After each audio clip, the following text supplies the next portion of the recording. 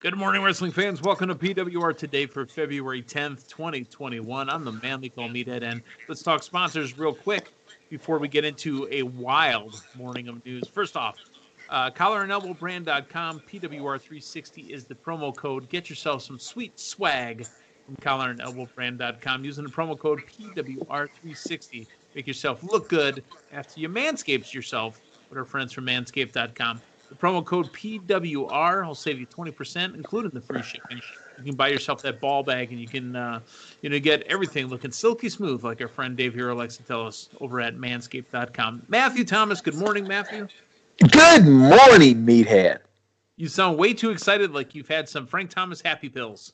I may have, I may have just gotten enough indoctrination from Impact that I said, you know what, I just can't help myself. I gotta buy those Frank Thomas pills. That's that subliminal, and by subliminal I mean not subliminal at all. I mean right. 10 ads a show, advertising, doing the thing. Here's the thing. You guys have listened to this program long enough. You know the man they call Meathead is a huge mental child, right? I mean, he likes to talk about dick and fart jokes, and he likes to talk about boners, and I mean, so I'm literally Beavis and Butthead. What you're saying is you're well-rounded. I'm well-rounded, except for when I'm on Frank Thomas boner pills. What is the wrestling world doing to us right now?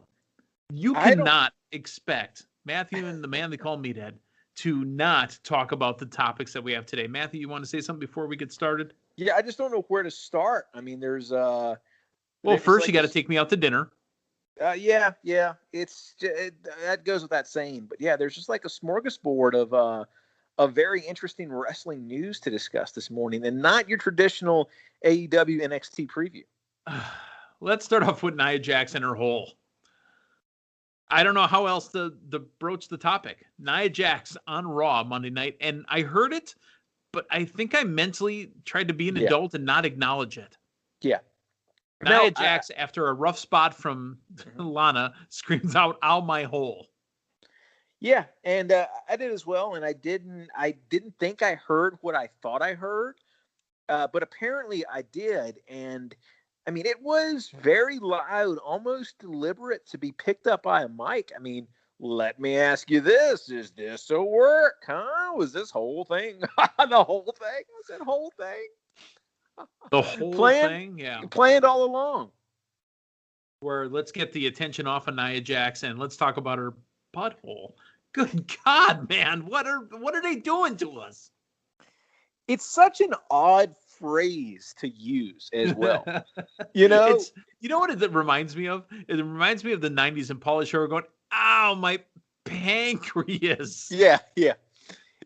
It's I don't think it's a phrase that's commonly muttered, at least in wrestling circles. And I mean, this it's almost like it was so freaking loud too. Her hole was so loud. I mean, come on. This is you guys can't do this to me. This is like one of the main takeaways from Raw. Like this among other things is pretty much what this is our, well, that's not our go home to Elimination Chamber, but we're getting close. We're on the road to WrestleMania. And this is one of the big takeaways from Raw last night. Nia Jax did respond to the whole topic of her butt hole trending. She says, "I've been receiving a whole lot of love. Much obliged." So you know what? When they acknowledge it, own it, joke about it a little bit, it makes it a lot easier to talk about her hole. Absolutely, and I mean, she's taking ownership of it. Yeah. You guys can't do this to me. I want to talk about wrestling. I mean, on every other show, I'm talking about Matthew driving in the snow in a Mustang, and well, this is wrestling. This is this is news. This is news of the day. So I think you're doing your job as you would be neglecting your journalistic integrity had you not covered this. Yeah, that one drop of journalistic integrity has to be covered this morning as we talk about Nia Jax's butthole. All right, so let's move on from Nia Jax's butthole, and we're gonna. Oh man, Matthew. We're gonna stay in the general area on the body there. And we're gonna talk about Charly Caruso now. For the love of all that's holy. See what I did there? This sounds like a common, Raw recap. I mean, this is generally how it goes. So after Nia Jax with my hole, on Raw Talk later on that night, excuse me, I just have to take a sec. I had to, let me clear my throat. Charly Caruso also went viral for a comment she made during Raw Talk. Let me ask you this: Did you write Raw on Monday night? You would think I was the writer for that. Okay, Caruso and co-host WWE 24 champion R-Truth were interviewing Damien Priest. Now, Caruso went viral for what she said after Truth used DP to refer to Priest, which is also, folks, for listening to this program. Acronym for Damien Priest. Yes, it's an acronym for Damien Priest. Please don't Google DP at work. It is not safe for work. NSFW. And then Charly replies, DP, I like that. It has a nice ring to it. DP. And amused Truth added, she gets confused sometimes. Wow. Folks. Yeah, I mean, I think that was a good bookend for Raw. You had what was going on, in the main show, and then that's your Raw talk right there. I bet that was your Raw dog talk is what it was. I bet you one thing. Look at the ratings for Raw Talk next week. I bet a record is achieved next week. There's going to be a lot more achieved from WWE if they keep talking about holes in DP. Okay. Although I do want to make one quick segue. R-Truth, I believe, over the weekend was defeated by Doug Flutie for the 24/7 championship, who is also on Frank Thomas's commercial.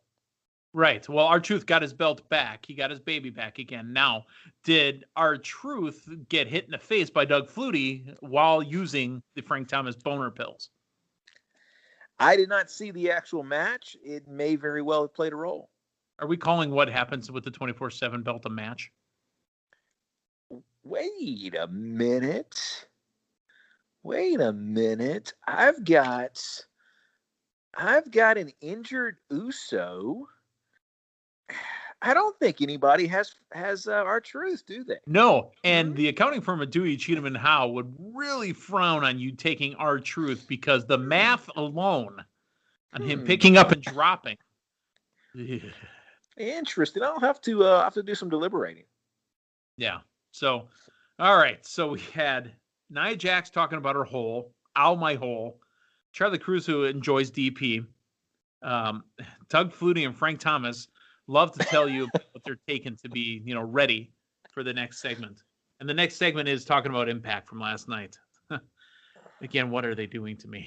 Why don't you just go ahead and start with Tony and Tony? Wow. Another paid advertisement from Tony Khan, All Elite Wrestling, and Tony Schiavone.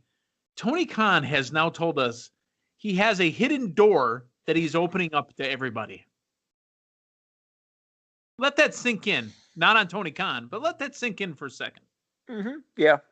And it was not just uttered one time during his promo. This was a big bullet point on his promo there. Who wrote this one? Because I couldn't have wrote Raw and Impact. You're a busy guy. Tony Khan more than once mentioned his forbidden door, and he mentioned his forbidden door, and he mentioned how he was so thankful everybody showed it to him, and he's welcoming more people into his forbidden door. For the love of God. I think you pretty much covered it right there. Tune in to Dynamite tonight to see more. TNT has standards and practices. Remember, it was Miss Hancock. Yeah. Oh my God, There it is again. Mm-hmm. Stacy Keibler, Miss Hancock. She had Lodi and who was the other one? Lenny Lane. Sounds about right. We'll have to catch back up to that when we do our Nitro rewatch. The Nitro rewatch. Yeah, we should probably start that over again, huh? Oh, I think we stopped Great American Bash 97. Yeah, that's. I don't know if it was Great American Bash 97 because I don't think we made it through Starrcade 96. Did we make it through Starrcade 96? Oh, maybe Great American Bash. No. No, we did. We made it to the Bash 97. Yeah, we did. Yeah, we did. Because we were building towards Sting for the whole year. Yeah, that's right. That's right. Let's talk about All Elite Wrestling tonight on TNT. Here's some of the big matches. Kenny Omega and Kenta from New Japan Pro Wrestling will take on Jon Moxley and Lance Archer. Jon Moxley is the current, and this is a throwback. This is a callback to probably season 1 or 2 of the Pro Wrestling Report. When I heard there was an NP, what was it? The IWGP belt. Huh? I thought Damien kept saying it was the IWGB. I want to get banged? Oh, yeah, well, that makes sense. I mean, why not? Why not? Jon Moxley is the IWGP champion. Main event. It's going to be Archer and Moxley taking on Omega and Kenta. Do you have any interest in seeing this? I mean, I do. I want to see what Kenta does, what kind of work he does, but it is interesting to me to see Lance Archer and Moxley teaming up with Jake the Snake Roberts. Yeah, no, it's interesting. In Archer, the last several weeks has been something to watch. I mean, he's this kind of dangerous baby face is what they're going now. He did keep Jake in the back. Was it last week? Yeah. So, I think, yeah, I'm curious as to what Kenta has to offer because I haven't watched much of his stuff. Right. And I'm curious as to what they're doing with Archer. I mean, it's in the main event here. There seems to be an effort there to make a star. So let's see what that path looks like. Okay. We've got a title match and a title defense by the TNT champion Darby Allin will take on the bad boy Joey Janela. You interested in seeing this? I am interested in seeing Darby Allin defend his belt for 1, and for 2, what's going to happen with Team Taz? Yeah, I mean, it'll be interesting to watch. I don't think the outcome is really up in the air here, especially going into the big match with Sting there. I think Darby's going to stay strong and hold on to the title. Did you see on Impact last night the multitude of happy birthdays to Tommy Dreamer? Guy's got a birthday coming up. Yeah, it's going to be turning 50 this weekend and apparently gets a title shot because of it. I want a title shot when I turn 50. But the best birthday celebrations were from Jericho and MJF. Jericho said something to the effect of, Tommy, with all the people I know in the wrestling business, all the people I've met, you are absolutely one of them. All right. So here's the thought. When that 50 comes up, I mean, it coincides with the Blizzard Brawl. And who has been associated with Blizzard Brawl the last handful of years, huh? Somebody who's getting a title shot on his 50th birthday. So if there is one person that would understand your plight there and understand wanting the title shot on your 50th birthday, it's him. I'm just saying, people.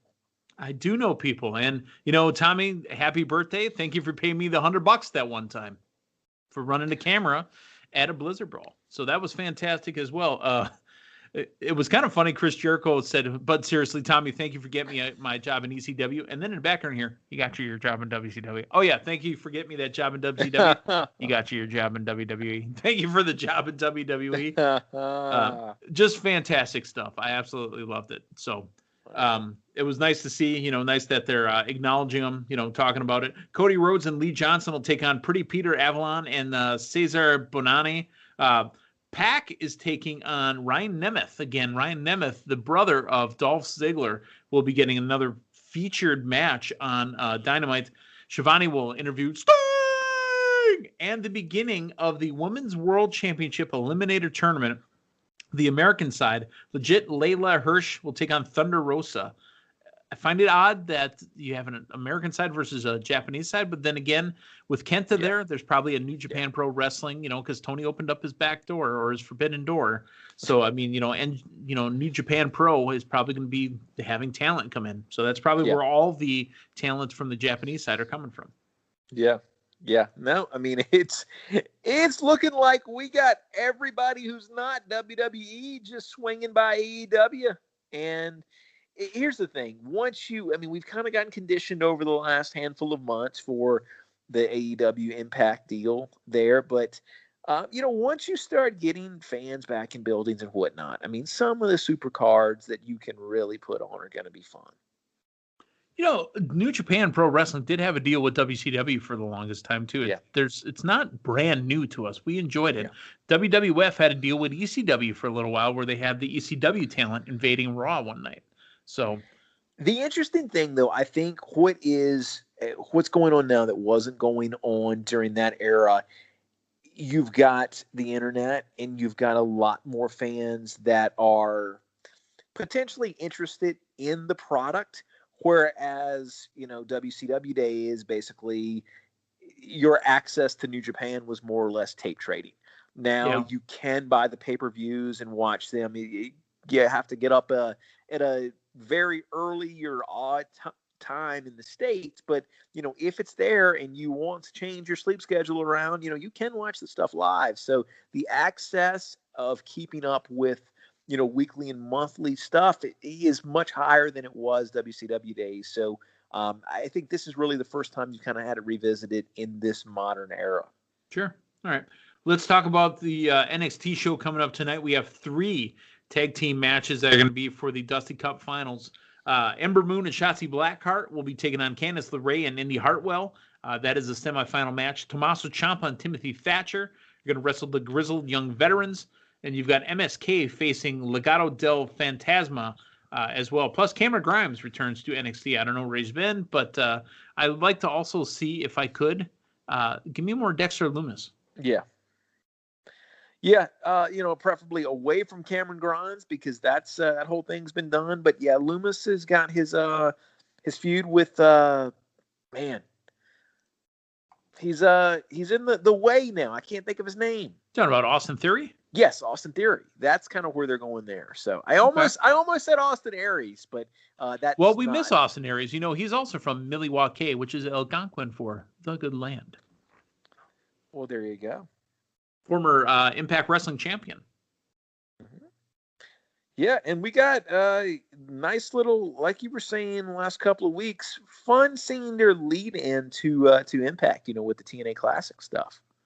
Yeah. Oh, yeah, absolutely. What did we see last night? I think the main event was AJ Styles defeating Christopher Daniels for the TNA Impact Heavyweight Championship. Yeah. Amazing stuff in the six-sided ring. So, all right, we got to talk a little wrestling there. I'm finally glad that we got to talk because, again, we're talking holes and opening forbidden doors and, DP, and it just got to be too much. But then again, would you expect anything else from the man they call Matthew Thomas and myself?